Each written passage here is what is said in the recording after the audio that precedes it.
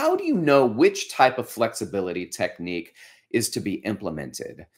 And through that, we discussed a little bit the NASM flexibility continuum.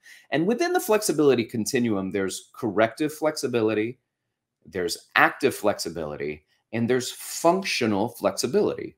And within each of those broad categories, all of them contain self-myofascial rolling. So SMR, foam rolling. You can do foam roll in any of those phases, and it will support you in your corrective exercise, in your active, and in your functional flexibility.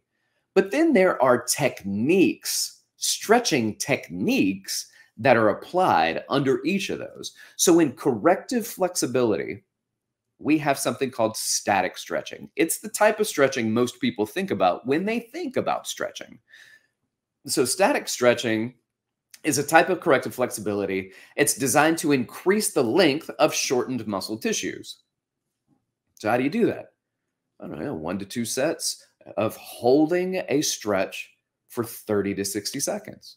The more you want to increase your flexibility, the more sets you can do. Research shows that holding it for longer doesn't necessarily create better flexibility. So you don't have to do what I did when I was a kid trying to get all that flexibility, where I would basically sit in the splits as far as I could do and watch the Cosby Show while I was sitting in the splits, or watching Saved by the Bell, trying to sit into a stretch for as far as I could go, as long as I could do it.